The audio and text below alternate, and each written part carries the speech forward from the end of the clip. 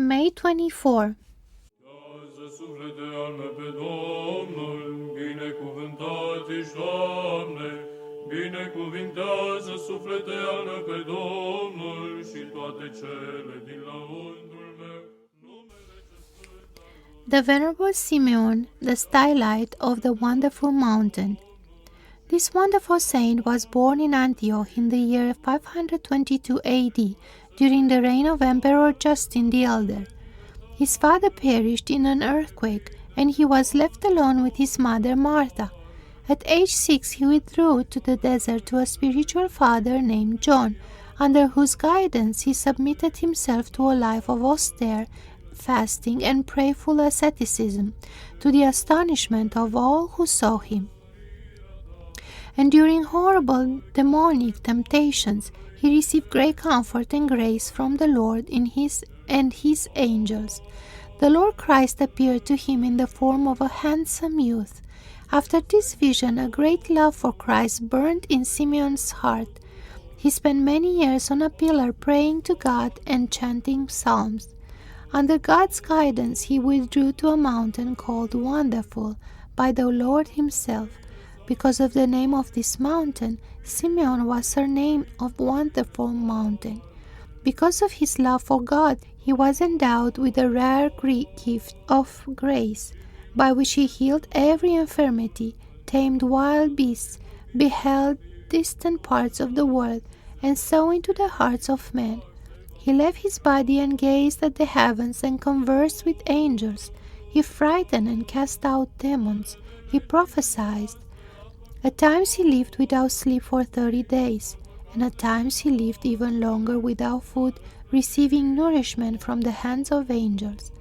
The words of the Lord were completely fulfilled in him. He that believeth on me, the works that I do shall he do also, and greater works than these shall he do. John 14:12. In the year of our Lord 596 AD, in the 75th year of his life, Saint Simeon presented himself to the Lord to delight eternally in the vision of the face of God together with the angels. The holy martyr Meletius Stratilatus, along with 1,218 soldiers and their wives and children.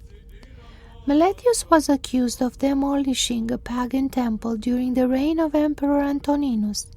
Nailed to a tree, Meletius gave up his holy soul. Many soldiers under his command, who refused to deny Christ their Lord, suffered with him. They all suffered honorably in the 2nd century and took up their habitation in the kingdom of Christ God. The Venerable Nicetas, the stylite. As a youth, Nicetas lived an unstraight and sinful life.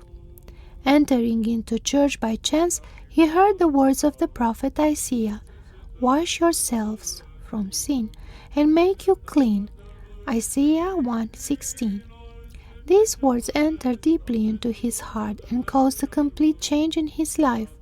Nicetas left his home, wife, and property and entered a monastery near Pereyaslav, where he lived a life of difficult ascetic labors until his death. He wrapped chains around himself and enclosed himself atop of a pillar, for which reason he was called a stylite. God endowed him with abounded grace, so that he healed men of various tribulations. He cured Prince Michael of Chemigov of palsy. Certain evildoers spotted the chains on him and, seeing them gleam, thought they were made of silver.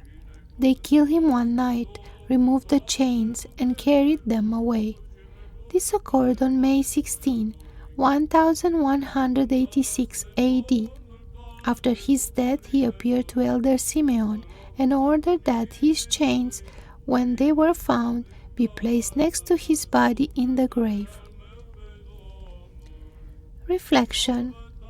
The Apostle Paul said, "Unto the pure all things are pure." Titus 1:15. The food of man cannot be called impure in itself, although some food can evoke impure thoughts and desires in man. The wonderful Saint Simeon the Stylite ponder on this in a conversation with his elder John. John the elder said, "Man cannot make food and drink impure, for the Lord says in Scripture, 'Even as the green herb have I given you all things.'" Genesis 9:3. To this, blessed Simeon responded, "Although men cannot make food and drink impure, nevertheless they can give birth to impure thoughts and darken the mind. They can give root to and fatten the passions, transforming a spiritual man into a carnal man and nailing his thoughts to earthly desires. Is not the water that falls from the clouds clean? But when too much rain falls, the crops rot because of it. Likewise, strong foods provoke the corruption of the spiritual and moral being of man." Contemplation. Contemplate the grace of God the Holy Spirit in the mystery, sacrament of chrismation. How that grace anoints the soul, cleansed by baptism from original sin, with the joy of sonship. How that grace confirms a man in the faith of Christ and seals him for the kingdom of God. Homily on how the love of God is shed abroad in the hearts of men. The love of God is shed abroad in our hearts by the Holy Spirit which is given to us. Romans 5:5. Love is joy, and love anoints the heart of man with joy.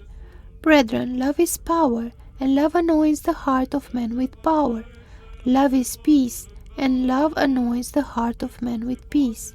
And from joy, power, and peace is born courage, and love anoints the heart of man with courage. The love of God, like a fragrant oil, is poured out upon our heart in no other way than by the Holy Spirit, the all-gentle and all-powerful Spirit. Though we are completely undeserving of it, the Spirit of God is poured out upon us. The love of God is shed in our hearts in the mystery of chrismation. However, in time we neglect this love, and by sin we alleviate ourselves from God and fall into the disease of spiritual paralysis. And the Holy Spirit, unwilling to abide in an impure vessel, distanced himself from our heart. When the Holy Spirit distances himself from us, then joy, power, peace, and courage likewise depart from us immediately. We become sorrowful, weakened, disturbed, and fearful. But the all-good Spirit of God only distances himself from us. He does not abandon us completely. He does not abandon us, but rather offers us, as sick men, remedies through the mystery of repentance and the mystery of Holy Communion. When we again cleanse ourselves through the mysteries of repentance and communion, then He, the Holy Spirit of God, again abides in us, and the love of God is poured out upon our hearts. We fall, we rise, we fall, and we rise. When we fall, the Spirit of God stands by us and raises us if we desire to be raised. And when we are raised, the Spirit of God stands within us all until, through our sinfulness and foolishness, we fall again. Thus in this life we interchangeably become a fertile field and a wilderness, sons of repentance and prodigal sons, fullness and emptiness, light and darkness. O good Holy Spirit of God, do not depart from us, neither when we want Thee, nor when we do not want Thee. Be with us all the time, until our death, and save us for life eternal. To Thee be glory and praise forever. Amen.